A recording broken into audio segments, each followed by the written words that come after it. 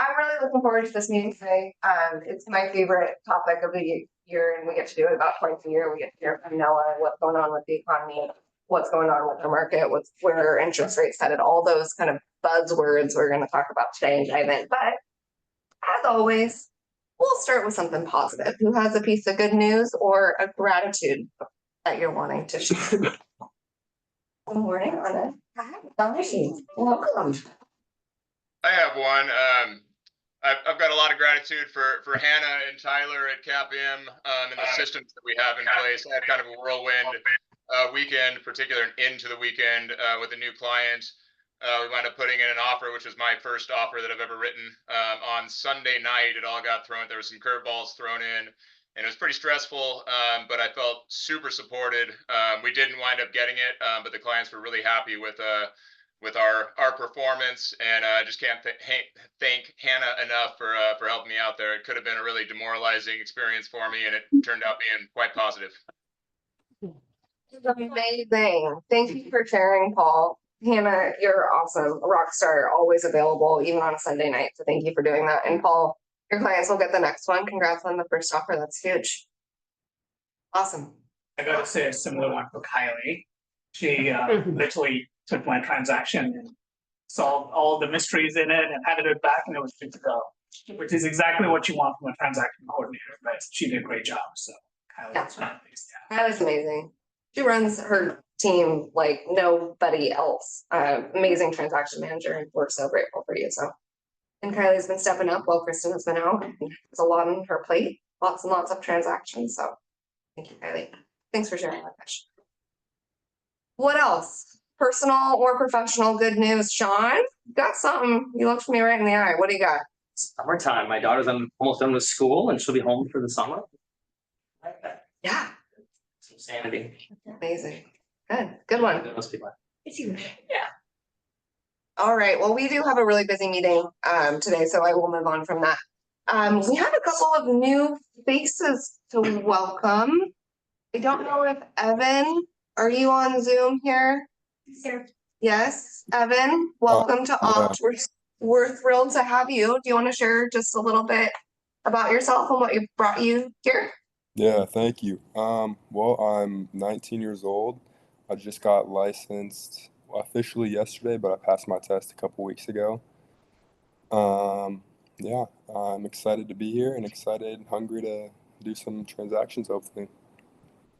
Hungry to hold some open houses for these amazing folks, hopefully. For sure. Awesome. Okay. I love to hear that. Thank you. Welcome. We're excited to see more of you and welcome you to Opt. Thank you. And then I don't know if Ruth is here. Maybe some of you got to meet Ruth. She'll probably introduce herself at an upcoming meeting, but she's joining us from JMA Property Group as well. So you'll all get to meet Ruth. She's been in the business a long time. She's a great agent, and give her a warm Opt welcome when you can.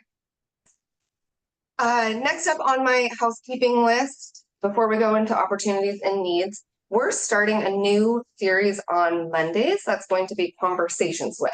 So as you all know, we had our contract series. We got through a preponderance of the different contracts in both Oregon and Washington. And now we're going to move into a Conversations With. So it could be, we'll be tapping some of you on the shoulder. So it could be a Conversations with Sean Shepard. He has a lot of vast knowledge in this industry. So we want to be able to bring forward our agents, highlight them, and have conversations and all learn from one another, because we do have such a deep breadth of knowledge at this company. So that will be Mondays at 10. It'll be held on Zoom, but would love to see and have as many of you participate in that new series that we'll be hosting, and Maxine will be leading that. Good morning, Greg. Hi. Okay, with that, let's go into opportunities and needs. Who has something coming on the market, or if you're looking for something? I do, but you got to give me a second. Okay, 1 second. I'll come back to you. You're next. I'll go. What you got, Henry?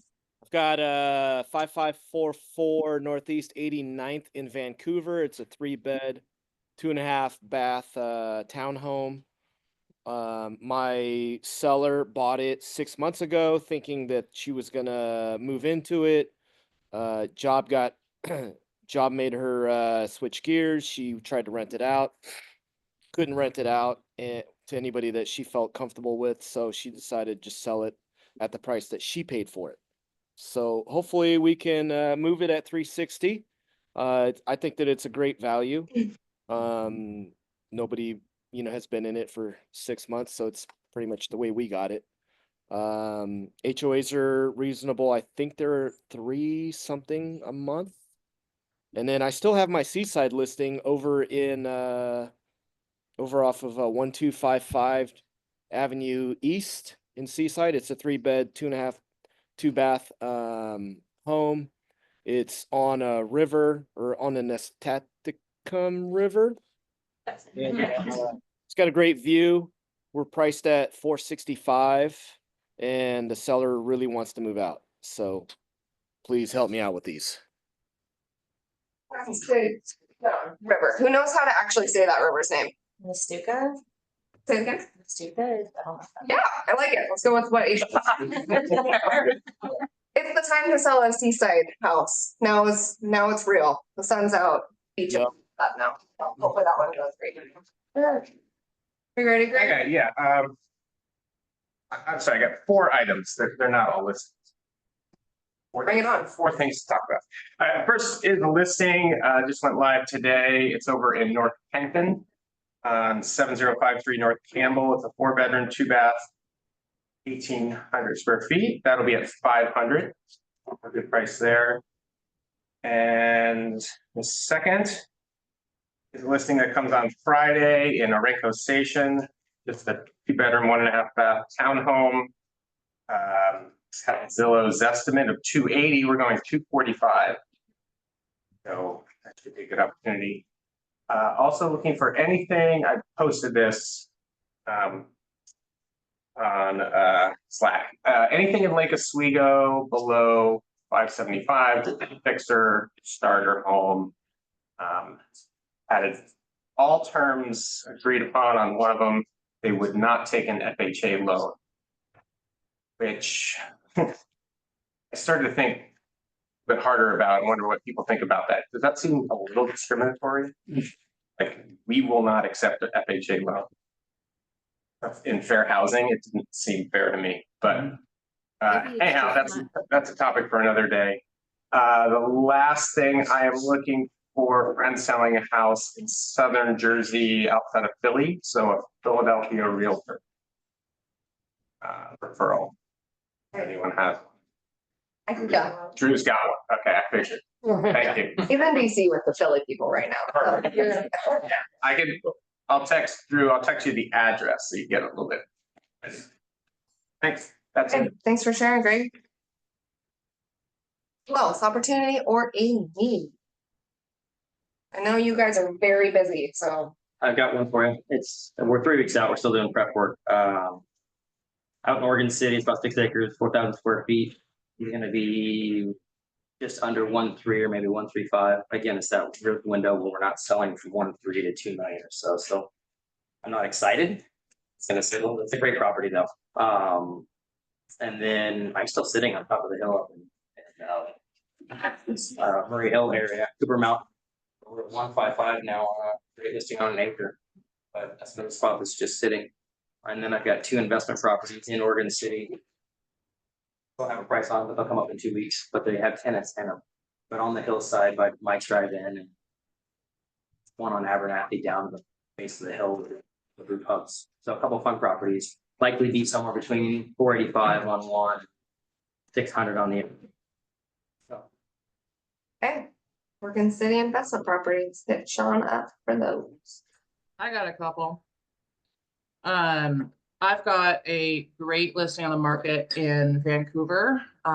Asia did an awesome open house. I got great feedback from her open. But clients bought that a couple of years ago. They're trying to sell it and move to Arizona. It's listed for $599. It's a 4-bedroom, 2.5-bath. Newer. And it's fully updated. I've got another one coming in Battleground that my clients are separated. They need to break even on it, so they're selling it for 83. And then I've got another townhome on the end with the biggest lot and big yard coming on the market this month. And the HOA takes care of front landscaping and backyard landscaping, which is kind of cool. Where's the townhome Westland. and price on that? Haven't decided yet. It's going to be somewhere between 450 and like 475. Cool. A lot of good listings. I've got a need too, I guess. I'll just mention that same client. Almost got her emotionally recovered from not getting that. But we're looking throughout the east side around 400K for a 2 or 3 bedroom. She's single, wants to get a dog. Classic home, kind of charming classic home she's looking for. So I'd love to get her back excited about the search. Awesome. Okay, just as yeah, go ahead, Pat. Oh, I have a new listing coming up. We'll do photos tomorrow and list it on Friday. It's over in the Westview, so I guess that's West Bethany area. It's a 4-bedroom, 2.5 bath, 2778 square foot home on a nice lot with a great garden in the back and a corner of Gilbert and Country Club.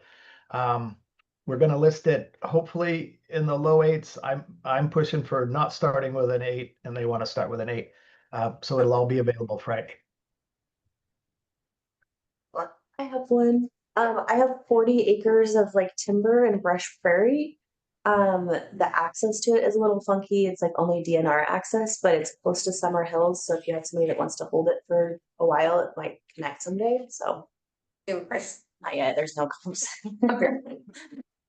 Hey, Allie, I have a few. Yeah, go ahead, Aaron. I have 19686 Sun Circle. It has been on for around 50 days, but we just did a 50K price drop. Yes, 50. Oh gosh, sorry, I got a call coming in. Hold on, let me shut that off. Sorry about that. It is a 3-bedroom, 2.5 bath on a 1/4 acre. It's a mid 70s home with lots of cool architecture and some updates. So it's just, we haven't had a lot of showings on it, but with the 50K drop, I'm hoping that somebody will have someone. I do have one in Hillsboro. It's a 5-bedroom, 2.5 bath. And it's like right in the smack dab of Hillsboro.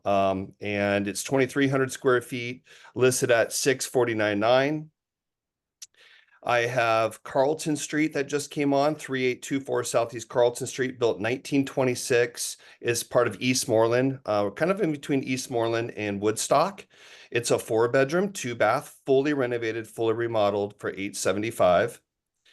Banyan Lane just came back on. We took it off. That was the one in Lake Oswego on the golf course by Lark.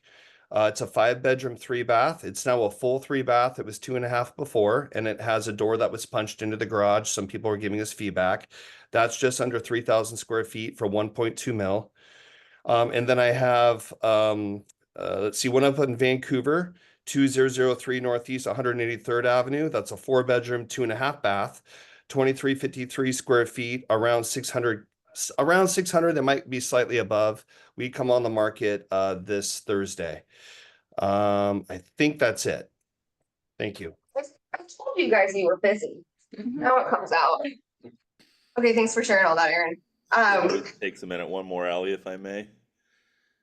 Yeah, bring it on. Lake Oswego, cool house with a pool, 2-bedroom, 2.5 bath, very Palm Springs vibes in the South Shore neighborhood. Going to be around $850.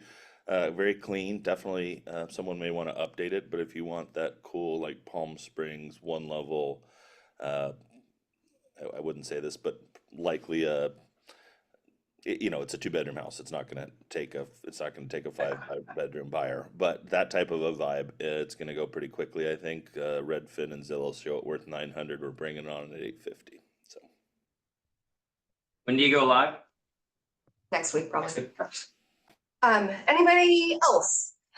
Last call. Cool. Just as a reminder, if you ever want to show pictures of a house that you're bringing on the market that's maybe new to market or it's a pocket listing or anything like that, happy to show it. Just need the link before, and we'd be happy to pop it on the screen when we do opportunities and needs. Okay. With that, I'm really looking forward to turning it over to our friend Noah here, who is President of WFG. That's still the title, but that's still the one. Okay. Then you voted. Yeah, no, I haven't been. Oh, you haven't been? Not yet. Not Not yet. that there isn't cause for it. We'll see if next time that still stands or you've got a big promotion. Yeah, what are we talking about today? Oh, all sorts of things. I'll turn it over to you. Let's do it. Let's do it. Did you get my presentation? Perfect. Let's do that. We'll The crux of the uninformed, I can't speak without a PowerPoint. Then I can kind of make it up as we go. I was talking with Chris before the meeting started here, and it's a weird market. I mean, really weird market. Trying to certainly the local market is just really strange, and trying to sort of put some characteristics to it is a little bit difficult. But probably the thing we struggle with the most right now, and I'll just share this with you. We do, let's say, 1 out of every 4 residential transactions in the metro area. If you include Vancouver, we're probably close to 35% of the market. So we're a decent representation of what's going on in the market. And in March, our fallout ratio was almost 40%. So 39 and some change percent of what we took in didn't close. And we're struggling to get ourselves past like a 74% closing ratio. And that's tough. I mean, that environment creates a lot of, somebody said earlier, the kind of emotional counseling that has to go on to get through the fallout. And it's just kind of, that part of the market is hard. And then the different segments of the market, I'll show you a little bit later. On average, we're still selling at 100% of asking price. And in a different price quartile, some of them are above 100% of asking price on average. But the experiences within each of those quartiles is vastly different. I mean, some of them are 15% discounts, and some of them are 3, 4, 5% above asking. And so it's a little hard to get a handle on the market. This is, no transparency into concessions inside of those transactions either. So we're not entirely sure, what type of concessions going on, what are sellers actually receiving. But there are some, I think, worthwhile signals to look at in our marketplace and help give some context to where we're at. Somebody also mentioned earlier divorce, and thank God for divorce, or we'd have very few transactions. A lot of deaths, a lot of divorce. And, those are kind of gross transactions, hard on friendships, but really good for business. So it's true. So I'm going to do something a little bit different today. Because Drew's not here to stop me. But this is what I want to do. I want to actually, and I don't typically talk about the broader economy, but I do think it's worth having that conversation. So I do want to talk about a look at the current economy, sort of a look at what has actually happened. I mean, what's really happened? Lots of banging on pots and a lot of noise, a lot of pearl clutching, but what's really happened? And yes, let's look at local real estate. That's fine. We'll look at interest rates. My thinking on interest rates has changed a little bit. And so I'll tell you how I think they could fall. But I'll just tell you at the outset, I'm not super optimistic that that's the direction they're probably headed.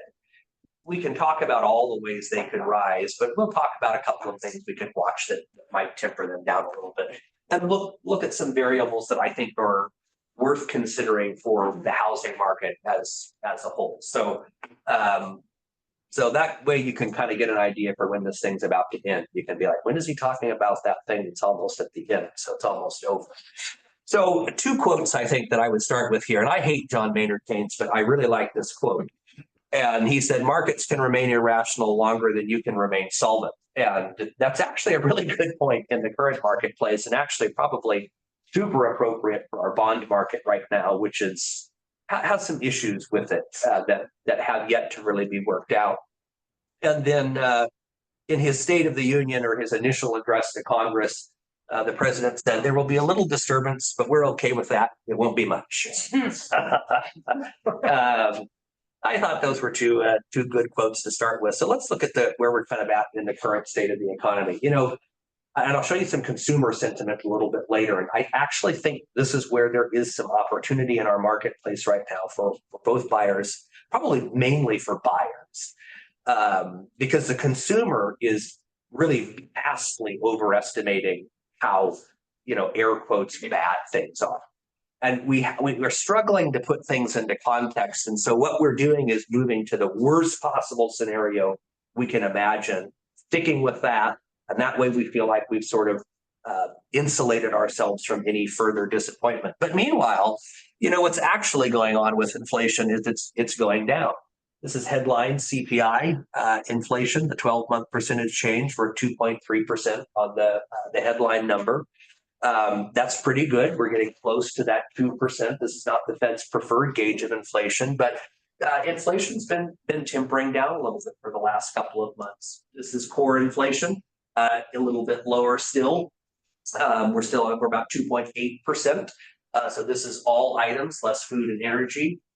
Yeah, about 2.8%. I'll talk about energy in a second. A lot of the pickup we're getting from deflationary pressure is coming from energy, which is a positive.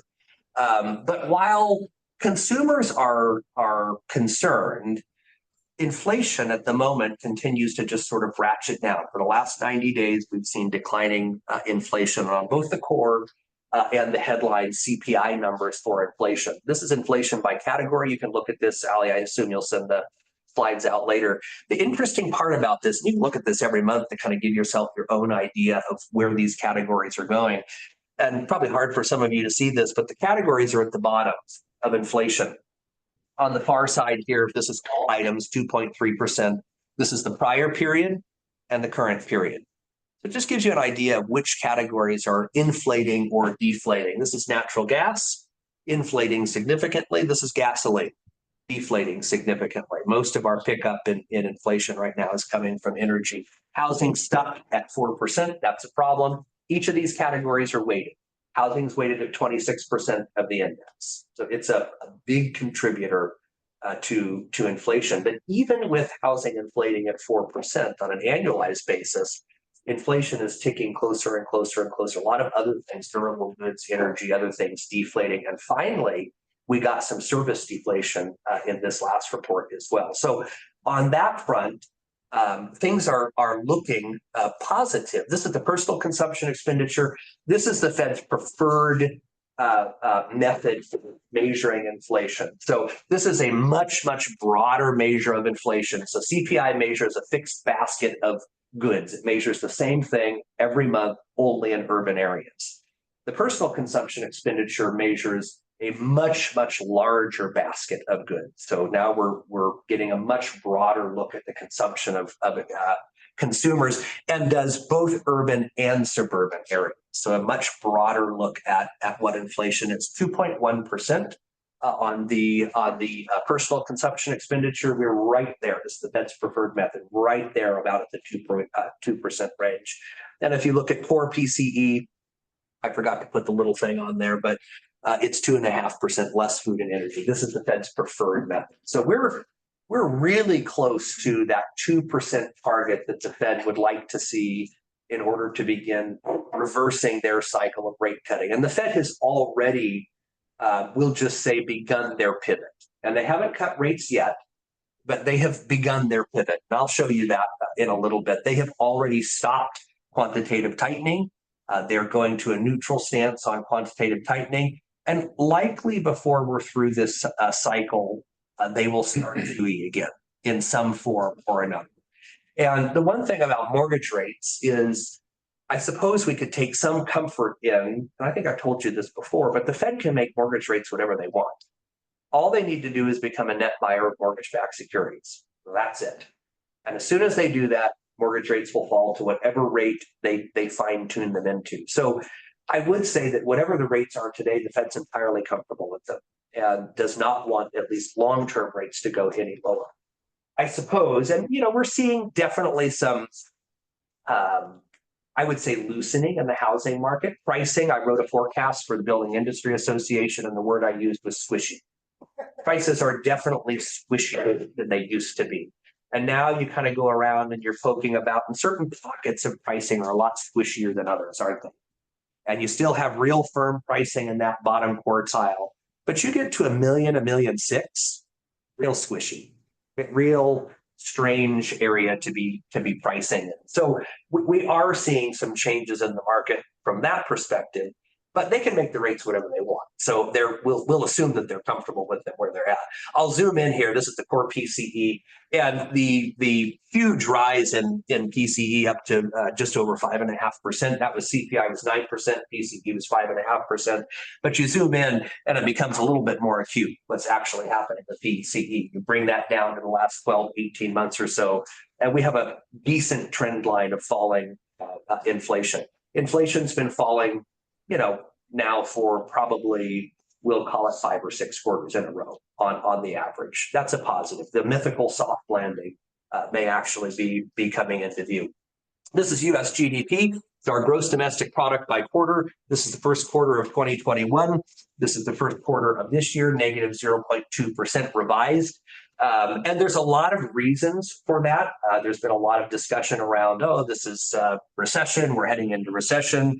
3.1, 2.4 was the full number for last year, negative 0.2%. That did have a lot to do with the tariffs and trade balances and a whole bunch of other factors. Look at what the Atlanta Fed is now projecting the GDP for the second quarter of this year to be.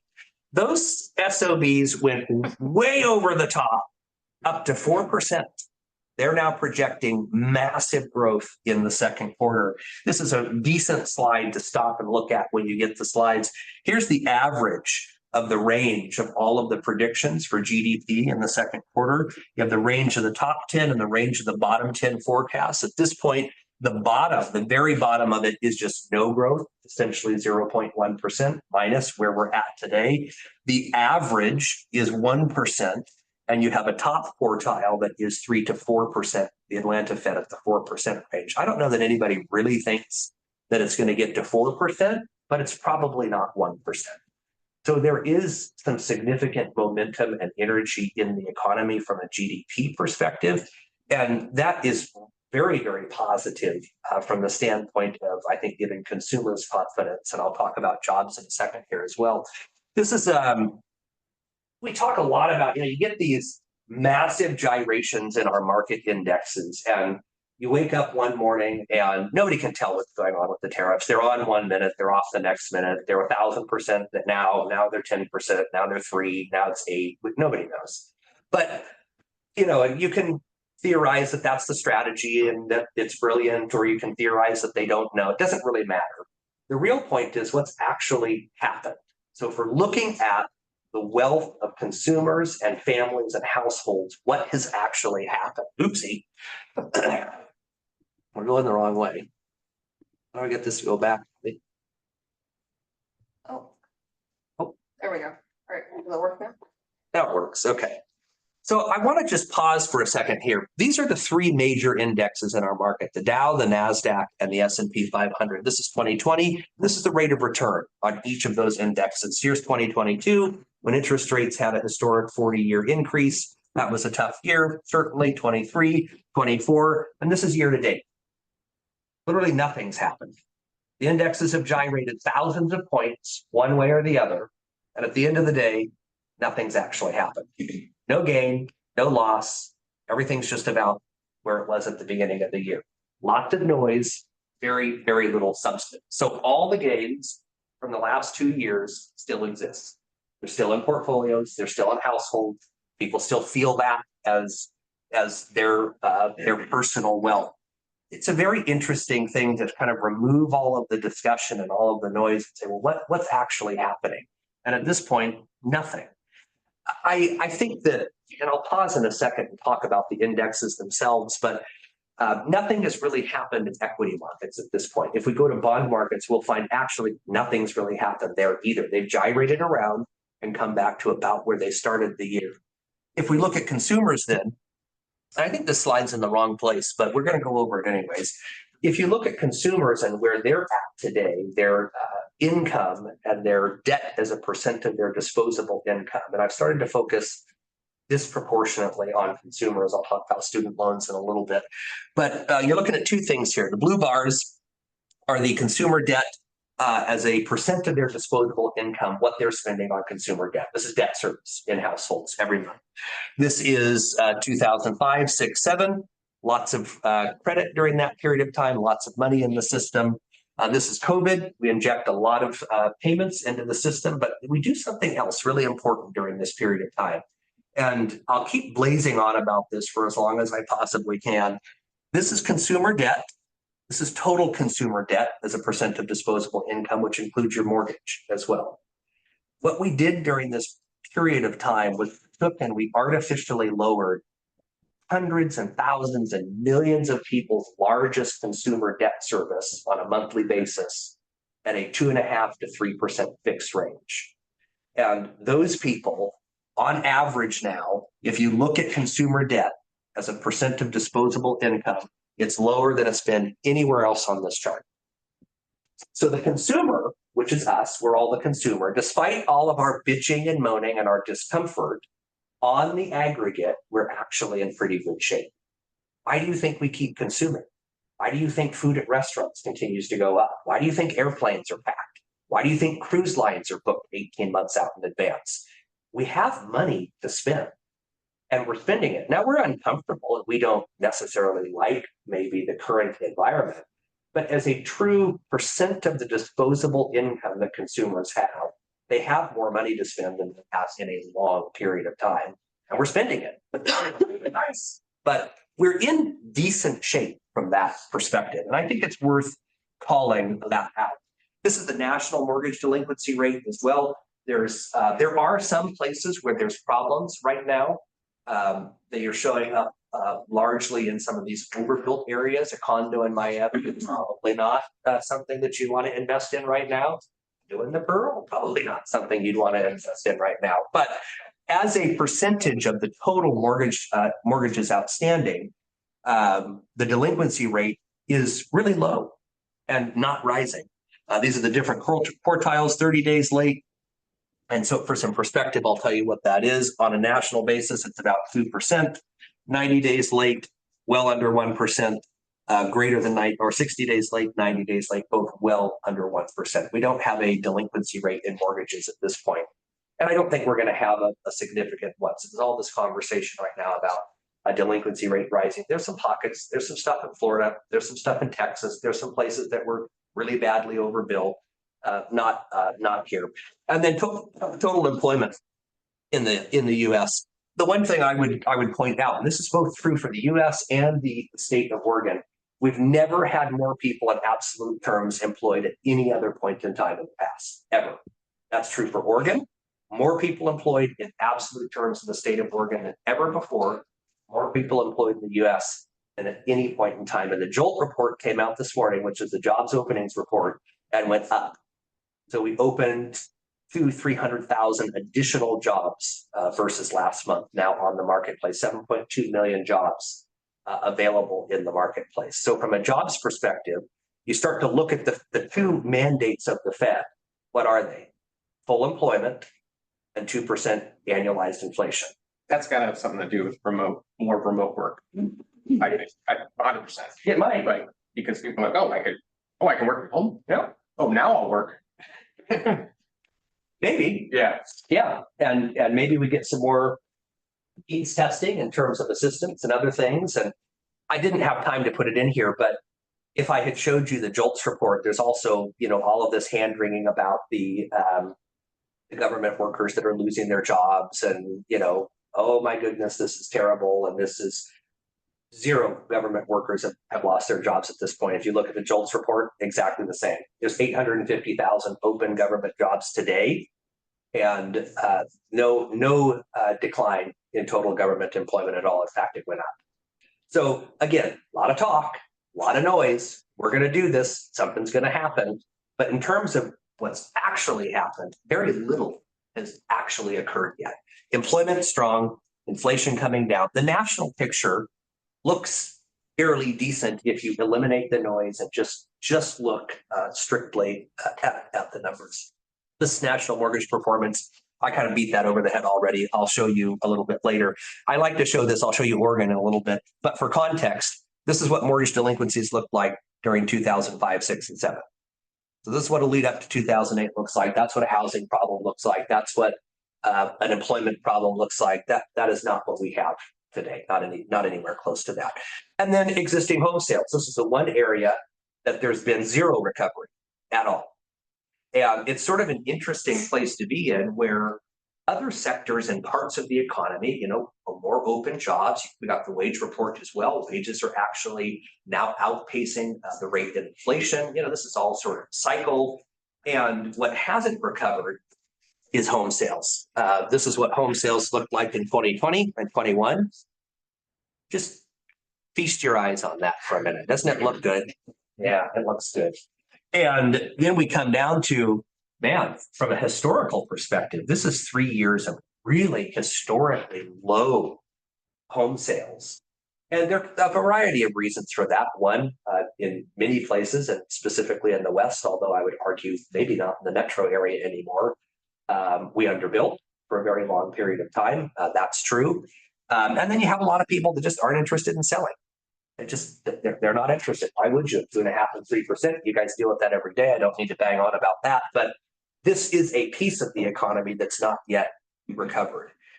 And I think it's worth noticing that just because we're sitting in this pot of water and are comfortable with the temperature doesn't mean from a long-term perspective, it's necessarily normal. And I see two things here.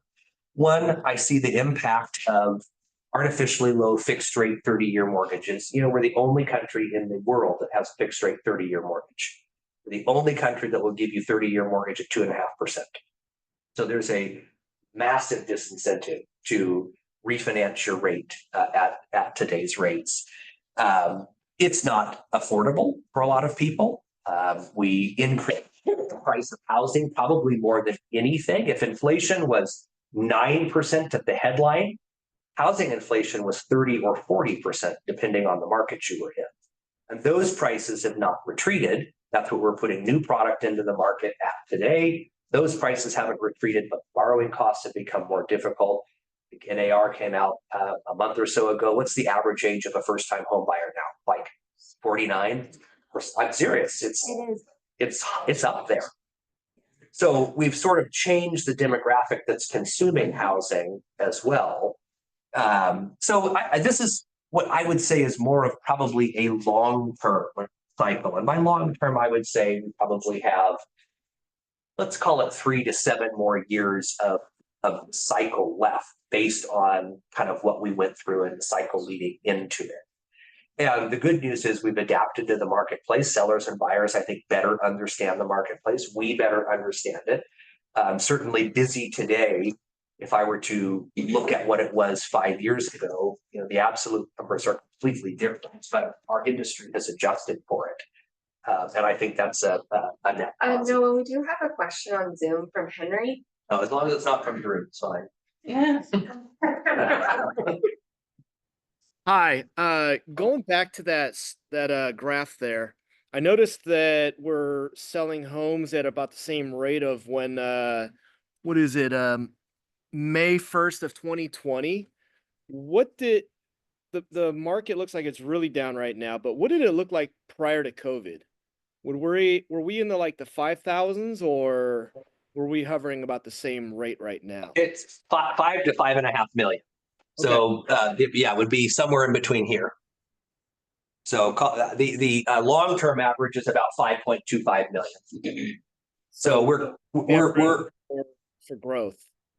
There's tons of room for growth. We're about a million units shy of what we had done on average prior to COVID. And then during COVID, we're consuming 2 million more or 1 million more units on average than we typically do. So the other way to look at this cycle is, here's the length of the demand cycle. We pulled all the demand that otherwise would have made it 5.5 million units from here, pulled it forward through artificially low rates. We got to wait at least the amount of time for this cycle to run out before demand picks back up. Let's say we're about at the end of that. Now the question is, can people, desire does not equal ability. I may desire to own a home, but I may not be able to own a home. Those are two different things. So implied demand or, sort of consumer demand is different than actual action. So I do think there's still tremendous disincentive from sellers. Let's say we even took 25% of the sellers that otherwise would have come to the market. There's going to be an impact long term, especially if we don't have product for them to go into. So, but the industry functions, it functions well. And the one plus side to all of this is, what has it done for pricing? Kept it relatively stable. I mean, if you had asked me that you know, when the time was we're going up to 8%, that we would keep prices the same, I would have said, no way. The other lever that we have to pull is pricing. If we're going to have 8% rates, we're going to have price cuts. We didn't. So there is this ability for the market to absorb these extremes now because of that really super solid built-in base of fixed interest rates. And that's going to be with us for a while. So the whole, I guess the take-home point here was, I think I skipped a slide. It might have been my favorite one too. You guys probably are glad I skipped it, but no, I didn't. Maybe it's still upcoming. This is exciting. Here's my take-home points. We're looking at the current economy. Highest level of jobs we've ever had. Inflation is not a 1 month, inflation going down. Both the CPI and the PCE is going down. Core inflation in both categories going down. Home sales stable, not declining necessarily. GDP growth now projected higher in the second and third quarters of this year. There isn't necessarily in the raw data any bad signals. There are bad signals, certainly, if we look for them, but in what's actually occurring, none of our market indexes are negative for the year. So no one's losing money. We're just kind of at this point, I call this like the in-between market. We're not in any type of market. We're going from one market, whatever it was, and we're in a confluence of markets. We don't have any trade deals yet. We don't really know how tariffs are going to shake out. We aren't sure what's going to happen with the tax bill working its way through the Congress. Once we get some of those things in place, whatever market we're moving into will start to become clear. It will become a lot more in focus. And we can say, all right, we understand the characteristics of the market. Right now, lots of noise. And that can be hard to contextualize, hard for people to make decisions, hard for consumers, but the consumer is in good shape. As a percent of our disposable income, debt is still at, we'll call it 8-9 year lows. The consumer is in decent shape. Wages are now outpacing the rate of inflation. The core signals look good. And I think that's a positive. We should look for the good where it is. So let's look at recent volatility. So let's look at the potential impacts of tariffs. And who knows whether we're going to get any tariffs. We might get lots of tariffs or no tariffs. The steel people just got tariffs, I think. So they're happy about that. But this is kind of what the tariffs are at least theoretically meant to do. Boost manufacturing jobs in the long term, reduce the trade deficit theoretically in the long term, reduce the national debt, which I don't think anybody actually wants to do in Congress. We'll talk about that in a second. I don't actually even think the president wants to do that. Enhance national security, onshoring critical things that we don't want to lose access to, and protect U.S. exporters like steel people and other industries. That's a long-term sort of, I guess, goal of the tariffs. In the short term, it raises input costs. There's no way around that. If you're charging a tariff on something that comes in the country, it's going to raise the input costs. We just finished a new office out in the Bethany area. And in the span of like 3 weeks, our furniture cost was fluctuating by deep into the 5 figures because nobody knew whether we were going to get tariffed on them or not. We're buying horrible Canadian furniture. And we weren't really sure what it was going to end up. It is going to raise input costs in the short term. Drive changes in the stock market, which it's done. But the stock market's basically just come back to even, and I'll talk about that for a second. Affect the dollar strength in the short term, which it's done, no question about that. Offset the cost of tax cuts, theoretically, if we got the tax cuts, that might be true, and raise inflation. The short term impacts all are inflationary. The long-term impacts are not necessarily inflationary. And if we had, if we had the 120% tariffs on the Chinese imports, yes, it would be significantly and tremendously inflationary, and it would be painful. I'm going to show you in a second here the Chinese stock market index as well. We tend to obviously consume information and think about this only from our own perspective, but in a trade negotiation or deal, there are two sides. And each side is gauging and judging how much pain they're going to be willing to accept to ultimately get to a deal. So let's put that in context as we look at what's going on currently. Oh, look at that. It's the next slide. Here's the US indexes, and the Chinese is broadest index as well. This is the change in those indexes, the percent change. The Chinese index is the blue line. Our S&P is the orange line here, bebopping along. Liberation Day comes, and both of our stock indexes, these are very broad indexes, now drop 6% and 7%. Chinese drop 7%, we drop 6%. So just keep in mind that everybody that we're negotiating with, there's another side of this. They also are experiencing some pain, and you can, whatever else you think about it, that's not important. The important thing is the gyrations are going on other places as well. This is extremely disruptive to many, many markets across the world.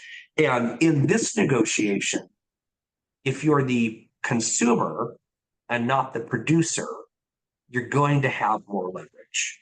You just are. Because as painful as it might be, the options here are, we need to seek out alternative products, but they need to seek out alternative markets. And nobody has higher purchasing power than this economy. Not even close. The next closest one is half the size of the purchasing power in this economy. So whether the tactic is one that we like or not, this is a tactic, and it is painful on both sides. Certainly, we're probably in better shape to, I think, survive that negotiation. Just think of it as two, big, gorillas standing there punching each other in the face to see how long they can each take it. Probably we're going to outlast that. This is the Dow Jones Industrial Volatility Index. I just want to give you some context on our markets. This is the tariff announcement. And this is just the higher it is, the higher the volatility is in the Dow Jones. You can see it's come back to historical long-term levels of volatility. So very scared, not sure what's going on, get some context, think we understand, less volatility. For context, this is when COVID lockdowns were announced. So for context, in terms of what people think they do and don't understand in the marketplace, this is much, much less disruptive in the market than COVID was. This is the NASDAQ Volatility Index, same thing, tariff announcement. This is interest rate risk right here. Tariff announcements, NASDAQ comes back down. That's our tech-heavy index. And there's COVID for some perspective. Far less disruptive than the COVID initial COVID lockdown period was. And then just this is my favorite slide. I'm sorry you guys have to do this with me, but and maybe if somebody knows what this is, we can skip it. But what is the Dow Jones Industrial Average telling us? Does anybody know what it's actually trying to tell us? Because we get all bent out of shape when it goes up and down, and we're excited when it goes up. And do we really know why? What is it telling us? I thought it would be instructive to at least pause for a minute and give us some context in what it's telling us. This is all 30 of the stocks listed in the Dow 30. So we're measuring the valuation of 30 different companies. This is their stock price. Here's Verizon. We'll pick them as, for instance, they're valued at $43.19 a share. And what the Dow is measuring is the sum of all of the valuations of all of these companies put together. And they have something called a Dow divisor, and it's like 0.01589237419, some ridiculous number. But the point is that what the index is saying is the value of all of these companies cumulatively is moving up or down by $1 with each index point. So if you bought every single stock in the Dow Jones today, you bought one share, it would cost you $42,000. And you'd own one share of each of those stocks. And up and down, they go up and down, up and down. It's just $1. $1. That's really all it's saying. Well, what is the dollar representing? And I think it is also worth wondering what the dollar is representing. Well, the dollar represents future profit, the implied future profit of that company. I'm valuing this company based on what I think their forward-looking PE ratio is going to be. I think they're going to be worth 5 times earnings. And so that's what I'm willing to pay for that stock. And I'll move on from this, but my point is to give some context in what that movement means. It means that investors either think that the company is going to be more or less profitable in the future. That's what it means. So if you go back to our stock indexes and you look at last year and the year before, and the stock indexes are up 20, 30%, depending on which index you're looking at, investors are looking at those companies and saying, therefore, whatever my hold horizon is, I think this company is going to be worth X amount more based on its earnings and its forward-looking PE ratio. And when it goes down, they think, oh, when the Dow dropped 2,000, 3,000 points, whatever it was, everybody's saying, oh, geez, we need to unload this. We think that these companies are going to be less profitable in the future. Where are indexes right now? 0. No movement. Nobody's actually sure what they're going to do. So we're fine with the valuations that they're at. Nobody is yet sure what they're going to do. I just think it's an important thing to call out. We'll skip this slide, even though it's a dandy. This is Bitcoin. What happened to Bitcoin after the, who in here owns Bitcoin? Lucky. I think I missed the boat on Bitcoin, to be honest with you. I think we probably all did. And that's a conversation for another time. But here's Bitcoin, down, down, down we go. Here's the tariff announcement, really went down. Then we talked about a Bitcoin exchange, alternative methods of valuation. Bitcoin just doing really well, soaring. What is it this morning? 102? 102? But I catch a little bit at 110. You did? Yeah. Yeah. This is a market picker. This guy right here. He's going to cash out. Don't ever do the math on how much money you'd have today if you bought Bitcoin at the 750 range. It's depressing. But the point is, we have a lot of money running for different alternative investments during the initial period of time where people are not sure what's going to happen. There's Bitcoin, here's gold, tariff announcement. Notice everything initially dropped. And then it picked right back up, went to new highs. Gold, I think this morning is $3,400 an ounce. These are both likely, Bitcoin a little bit less, but gold is something that gold is not an investment. It's a hedge. And so from a standpoint of holding gold long term, all you're really doing is keeping up with inflation. And the beautiful thing about gold is 100 years ago, 10 bars of gold would have bought you the average home. Today, 10 bars of gold will buy you about the average home price. So all you're doing is really just keeping up with inflation through a commodity, but it's not an investment. It returns you 0. Not giving you any cash flow. There's no growth potential in it. It doesn't produce a product. It's a commodity. It's a hedge commodity. I think at some point, money will have to start deleveraging back out of gold looking for a return. Here's the US 10-year Treasury bond. Now we're getting to what we care about. This is interest rate adjacent. Here's the tariff announcements. Initially, there was a huge run for safety. Bond yields come down significantly. We got like 15 minutes of 6.25% rates, and then they turned right back around and headed up. This was the largest weekly increase since 2008. And if you want to talk about that period of time and wonk out on it later, we can certainly do that. But we came very close to losing our bond market here, just like we came very close to losing our bond market in March of 2020 when COVID lockdowns were announced. The Fed Reserve had, unbeknownst to many people, created a $2 trillion emergency lending facility that they were ready to deploy. We got very close to our bond market not functioning at that period of time. And it's why a lot of people are concerned about our bond market today. This is the dollar index. Here's the tariff announcement. The dollar is weakening. You hear a lot of conversation about, oh, the dollar is going to weaken and it's going to go away and it's going to be terrible. This was the dollar during COVID. It's still the reserve currency of the world, going to continue to be the reserve currency of the world. Any discussion about it not being that, I think is just noise that I would completely tune out. That will work itself out just fine. Here's oil. There's the tariff announcement. Oil goes down. This is where we're getting a lot of the pickup from our inflation that I talked about. Oil at long-term lows here. I think we're under $60 a barrel. Very deflationary in the economy. Here's the University of Michigan's consumer sentiment. And this is where I think consumers are getting a little bit wrong. So tariff announcements and the consumer sentiment just shits the bed. absolutely goes down, we become very pessimistic. It's 24/7, wall, world's going to end, everything's going to be terrible. And the consumer, somehow we have to try to put this into context, and we become very concerned. The market starts gyrating. All of these indexes experience tremendous volatility. Bond yields spike, and the consumer is trying to put this into context. So we become very pessimistic. We're as pessimistic as when interest rates were 8%. In the economy. That's the other point in time. We are more pessimistic than during COVID. In fact, that could have been because we were all getting checks, but we are not feeling great at this point. So what have we done? We've reset our price expectations for inflation. And so remember, I told you inflation's been falling for the better part of 6 quarters now. And the consumer has decided in the last 60 days that inflation is actually going to go to 6.5%. From the 2.3% it is today.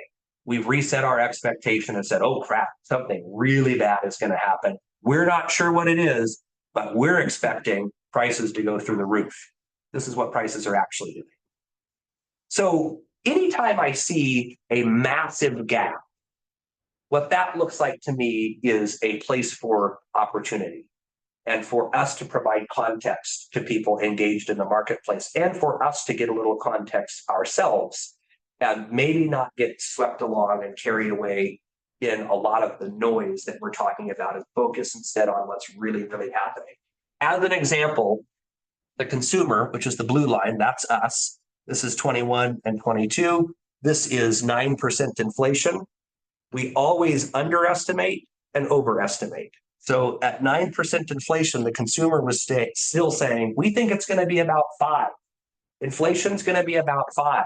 It's like, it's 9%. We think it's going to be 5. Well, very uncomfortable to say we think it's going to be 10. That doesn't feel good when it's that high. So today we're saying inflation is 2.3%. We think it's going to be 6.5. Inside of that, there's opportunity. If you're a nervous seller, there's opportunity if you are a confident buyer. And if you are a seller who's willing to wait, there may be some money on the table. I think those people that can act during these periods of uncertainty probably end up doing the best. You are going to see the Conference Board just came out with their consumer survey. You are going to see consumers quickly reset their expectations here. And this period of time, I think, will be relatively short-lived. Just a question on mortgage-backed securities and what that's taking feedback from. If inflation perception's high, the reality is that it's low.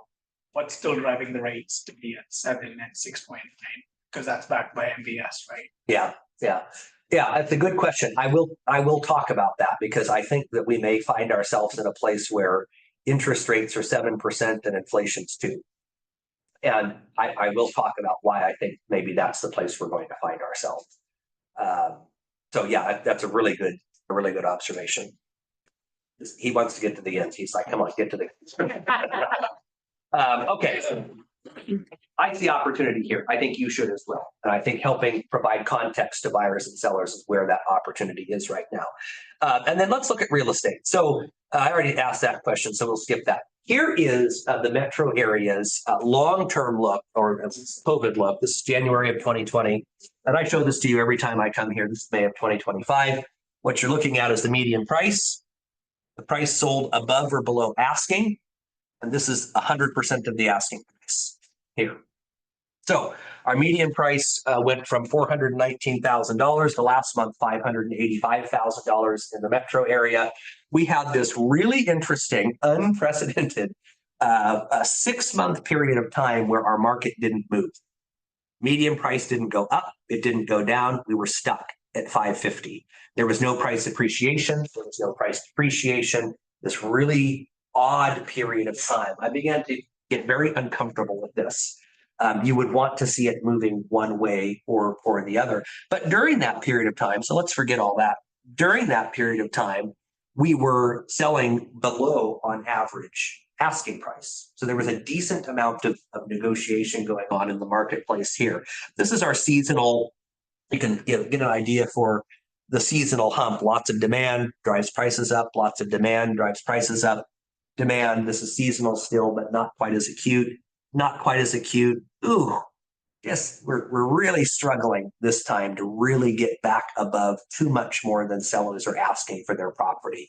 This is pricing, I think, really kind of normalizing, and that's the squishiness I'm talking about inside the marketplace. We can see it. Pricing moving up, so that top part of the market getting a little bit more active during this time of the year. We would expect that, but we're just kind of barely over that 100% of asking price. To give you an idea what that means for sellers, I haven't busted this baby out in a while, and I thought it would be a good one. This is the average impact for sellers in dollars, real dollars, just in the Portland metro area, how much more they received per month than they were asking. And that's on this side, on average. I'm sorry, on this side. So at the height of COVID, sellers on average were getting about $35,000 more than they were asking for their property. And some of them were getting $135,000 and some of them were getting $5,000. But on average, during that period of time, you could get 35 grand more than you were asking. In the marketplace, that meant at the height of our market, the middle of 2022, we paid $85 million more for all the real estate that sold in that month than sellers were asking for it. A lot of extra money in sellers' pockets. Look at pricing now. Very, very calm, very, very stable. Not really ridiculous one way or the other. During the slower months of the year, sellers get a little bit less money. And on average, they get, let's call it $8,000 or $10,000 less than they were asking for their property. Today, they're getting about $1,300 more on average than they're asking for their property. Why do I bring that up? Because it's important in the long term. It's the first time that's happened in quite a little bit of time. So we have a much tamer market, much calmer market, not these ridiculous sort of highs and lows. And to me, this just looks really stable. Looks like buyers and sellers generally agree, understand what the marketplace is, and we aren't seeing huge price spikes or price decreases. I've been surprised at the level of activity at 2 million and above in our marketplace, though. In the first quarter of the year, we sold 30% more properties at the 2 million mark and above than we did the first quarter of last year. That market has become surprisingly quite a bit more active. In May, we had 18 sales above 2 million, and this is the average asking price there, over asking or above asking at about 97% of asking price. So a little bit more negotiability up at that end, but that piece of the market stayed relatively stable and did significantly better in the first quarter of last year. So those individuals that can consume at that level, and we call that 1.5 million, we'll call it aspirational luxury. 2 million starts to become true luxury. You get above 3 million, then you're getting somewhere. 5 million is optional luxury, and those categories are doing pretty well. And I was kind of surprised at that. This is listed and pending, and then I'll give you a forecast and we'll wrap up. I have a quick question on Zoom. Yeah. Yeah. Rob was wondering on the price slide how that factors in price reductions, if it's after price reductions or. It's after. Yeah. Yeah. So Rob, it's after price reductions because we only know what they were asking, their last asking price, and it doesn't factor in concessions. So there may be concessions of 8, 10, 20,000, it doesn't factor that piece of it in. But what I will say is since we're measuring it consistently, the signal is a correct. And I think that's what we're looking at. But no, it doesn't factor in price reductions, which is a really good point because we see a lot more price reductions today. And it might be like, yeah, I'm willing to pay you 100% of what you're asking right after that $50,000 price drop. And I want some concessions. It's called squishy. Pricing is squishy. And here's kind of why. This is listed in pending transactions every week for the first 21 weeks of this year. Listed is the blue, pending is the orange.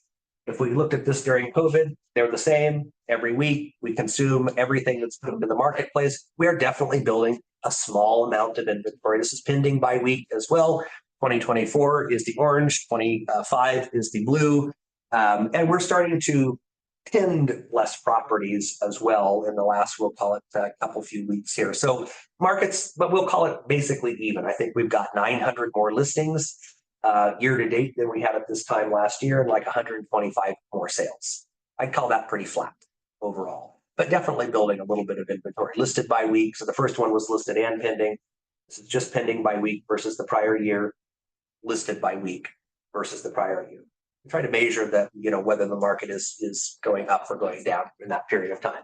And then this is a forecast for the entire rest of the year. These are actual listed transactions up to May for 25. This is what we had in 24. This is a projection for the remainder of 25. Orange is actual 2024. So I actually think we're going to build more inventory in the second half of the year than we've had in the first half of the year. And I think we've probably hit the high point of listings. May and June will be the high point of listings for the year. We're pretty accurate on this forecast, unless something materially changes in the marketplace. That's about how many listings you have left for the remainder of this year. And then same thing for pending sales. So actual pending sales up to May. We're underperforming quite a bit April and May versus last year. We've probably also seen the most amount of pending transactions for this year as well. So my expectation is that we build more inventory in the second half of the year and that we have about the same or slightly fewer pending transactions than we had last year. Pending does not equal closed. That's a different conversation. This is just a implied demand in the marketplace. So I think our market is kind of finding its natural bottom, we'll call it. This is about what our market's going to do in today's environment. And then real quick, I'll look at interest rates and address the interest rate question as well. So this is 30-year mortgage rates. It's a longer term look. This is the end part of 2024. If you were looking for the best time, if you're gaming when to buy, as many people do, this was it. You missed it. And it was 6%. You were probably expecting it to be 4%. If you're a consumer, it was 6%. And you probably were mad at your 6% interest rate here, and now you feel really good about it today. Here's the tariff announcement. Rates initially dropped quite a bit. And then, as with everything else, a larger or more complete picture has started to come into our marketplace. Interest rates rise significantly, and we're getting these little spikes, these uncomfortable little spikes above 7%. Nobody likes that. And so let's talk about why and what we can sort of expect. After the really low mortgage rates, this is 2021 coming off the tail end of super low mortgage rates and stimulus from the Federal Reserve. Interest rates rose and have stayed largely within this band of 6 to 7%. That's kind of where they've lived. And two things end up happening. When we go above the upper bound of interest rates at 7%, we start to notice. We notice almost immediately in our order counts. That is sort of the point of capitulation for buyers. They say, I just can't do it. I can't buy this $1 million house at 8 or 7.25%. I just can't do it. And so that's the point at which I'm just going to tap out. Now, maybe they'll adjust their perspective over time, maybe not.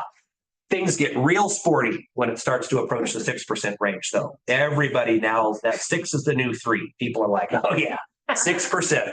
And there's a strange psychology that happens at either ends of those bounds with consumers. At the top end, they're convinced that if they just wait a little longer, rates will come back down. And at the bottom end, they're also convinced that rates are going to come down. In every case, our expectation is that rates are coming down. This is, but we find a flight to the East Coast. Yeah. Oh God, that's the worst. We're buying Bitcoin. Yeah, that too.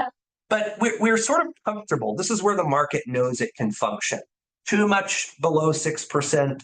The market gets a little too active. Prices start to go the wrong direction. Too much above 7%. Buyers find that they're not really interested. I sort of think that this may be where we live for the remainder of the year. I have a hard time seeing a way that we get to sub 6% rates in the next 12 to 18 months. I think that's going to be really difficult. And we know the market can function here. And we sort of now start to understand where we should be taking advantage of the marketplace as well. Here's 3 ways that I think rates could fall. And then I'll tell you why I think that they're not going to fall necessarily. The Fed can stop selling their mortgage-backed securities and start buying more of them. They would move from quantitative easing to quantitative tightening. go back and read their last statement from their last meeting. They've already started doing. So they've already begun to lower the slope of the mortgage-backed securities that they're letting roll off of their balance sheet every month. They've already begun the pivot. I think if we get, this is probably our best option right here, is a normalization of the yield spread. If we get a tax bill and we get some trade deals, I think we can get a normalization of the yield spread that can whack off 0.3 to 0.5% to the mortgage rate. The problem with that is going to be, there's going to be competition for that money, to your point, in the bond market. So I'll talk about that in a second. And then we could get a recession, which could drive the interest rates back down. But there are not recessionary signs right now. None of what I showed you indicates that we're going to have a recession. GDP revising upward, jobs at all-time highs, inflation coming down. There isn't a lot of sort of recessionary signals. Not included as a possibility would be lower deficits. We are not getting lower deficits. Nobody in Washington wants lower deficits. They like to talk about it, but they have no interest in lowering our deficit, and they actually have no interest in lowering the national debt. It's actually completely anti what their goals actually are. Here is the U.S. Treasury securities that the Federal Reserve owns. So this is the debt that our own central bank owns, our own federal debt that they own. And this is a great way to think about this slide. This is money creation. This is money destruction. We're creating money and stimulating the economy. We're destroying money and pulling it out of the economy. This is quantitative easing. This is quantitative tightening. So as that slope begins to level out, we are reversing our course of destroying money and pulling it out of the market. So the point will be, there will be less pressure on rates as they stop rolling off our Treasury securities. Now we have the big problem, the big elephant in the room right now is we got to refinance all this debt we've got. And so we've got to do what they call a rollover on a whole bunch of debt. We're paying about $1 trillion a year right now on this debt. And if we roll this debt over at higher interest rates, it's where you start to get what could be called a debt spiral. And they say, well, this becomes unsustainable because how do you pay the interest on the debt? You issue more debt. It's sort of like paying your credit card with your credit card. It is fun while it lasts, but there is an end to it. At some point, the credit card companies will stop extending you credit.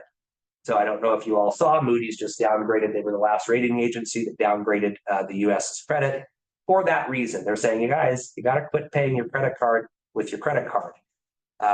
That was okay for a while.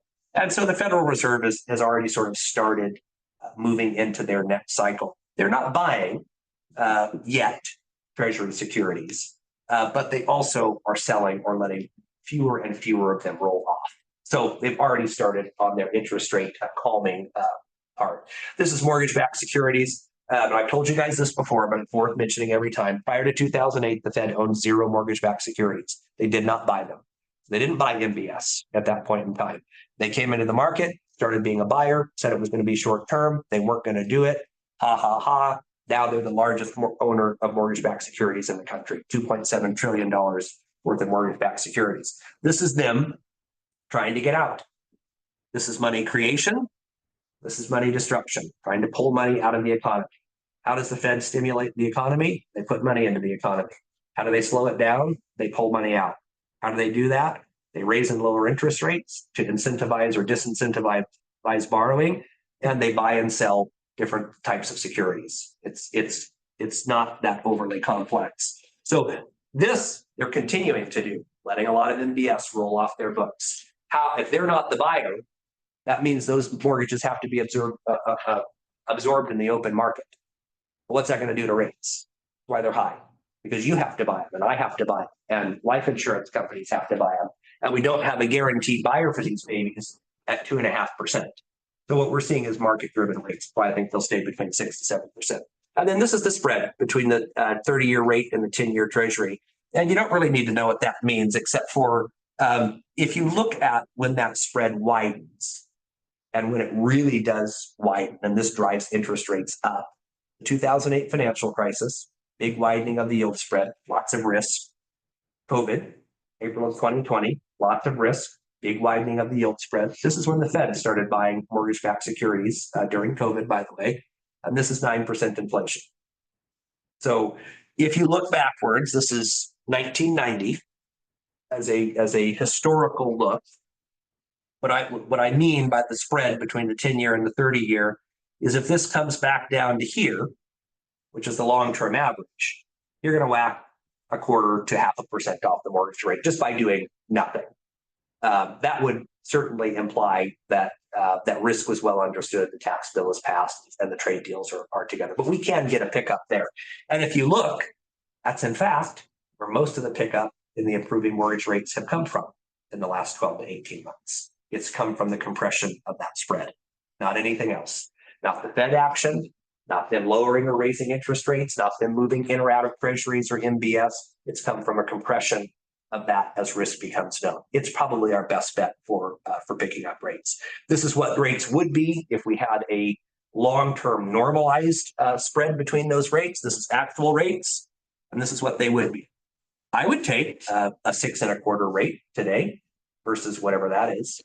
I'm sure that would be fine, and that would help everybody. So I think that's probably our best bet. And then we are probably likely going to avoid a recession. And this will be an anomaly because typically, I know you can't see this very well, but typically when we look at our yield curve inversion, I have some shaded areas on here that are kind of hard to see. This one's a little easier to see. But when we get a yield curve inversion, and again, who cares what that means? It's just when the blue line's below the gray line. Typically what ends up happening is you get a recession. It's a recession signal. And then the yield curve stops inverting and you come out of recession and then you get a recession. This is the COVID recession, but we were probably about to have a recession in 2020. Our budget had actually forecasted for it. And then we get this really deep yield curve inversion, a lot of crazy, weird things going on during this period of time. But the yield curve has stopped inverting and it's likely we're not going to get a recession. So kind of an interesting period of time. 2 variables for housing, and then I truly am done. One, in May, student loan repayments started for about 10 million, well, a lot more than 10 million borrowers, but abruptly, we restarted student loan payments with very little notice and very little sort of warning. It's $1.6 trillion in student loan debt. Immediately, 10 million borrowers were behind in their payments. Immediately. And I'll tell you a personal story. And I think people should repay their debts, but I think that this was done really, really poorly. Our oldest daughter, she's graduated school. She's working as a nurse at St. Luke's. She's a responsible, good kid, has student loans, every intention to pay them off, and missed that student loan repayments were going to restart, and her credit score dropped 300 points. So she was pretty devastated, pretty upset, cried a little bit. We made fun of her a little bit, and then we all moved on. But if you are trying to buy a home, you may damage your credit for 12 to 18 months. And she called and talked to them. And they said, sorry, there's nothing we can do. You're technically delinquent for these number of reasons. Should have been done differently. But the notice period was awful and it just hit. And so you look it up in the Wall Street Journal, there's a whole article on it. This is probably going to be an issue for some number of borrowers. I don't know that we are quite sure what that's going to mean, but you got to repair a 200 or 300 point drop in your credit over 18 months and you're planning on buying a home. That's not going to happen. And then the last thing, this is mortgage performance in the Portland Metro. And I'll leave you with this. This is the delinquencies in the Portland Metro area, because I still often hear people saying that we're going to get a bunch of mortgage defaults and a bunch of mortgage delinquencies. And I'll just remind you, we watch this every month. This is the 30 to 60 day lates. This is the 90 to 180 day lates. And this is those actually in foreclosure. It's almost zero. So we don't have a problem with mortgage delinquencies in the metro area. Remember I showed you earlier, the national one? It was 2.5%. We're zero. We have one of the best markets for performing mortgages in the country. A really, really solid base from that perspective. This is what mortgage delinquencies in Portland looked like during 2008, 9, 10. This is what they look like today. So one variable that's not a positive potentially for borrowers, one that's very, very positive for our existing housing stock and sellers in terms of the stability in our marketplace. So that's it. Kind of rambling, kind of long, kind of like church, a little dry. Most of you stayed awake on Zoom, but questions, comments, rotten tomatoes. Great. We're in pretty good shape, you guys. We really are in pretty good shape. And our housing market has adjusted. A lot of noise in the economy, but the raw data doesn't tell us that horrible things are happening. You look at our revised GDP, all signs point to some really significant growth in the economy ahead. That's very positive for wages. Growth and wages can outstrip pricing. And that's the other side of this cycle. And I think that's the side we're going into right now. Yep, there's some things to be worried about, some things to be concerned about. There always are. But we're in pretty good shape. Thanks, Noah. Can you give him a big round of applause? Thank you, everyone, for being here. Vocabulary all got a boost. I'm trying to use gyrating at some point today. I'm trying to use the word gyrating at some point, just to Yeah. throw it out there. Yes. It's a good word. Oh, you're sometimes not gonna shake your head. Good choice.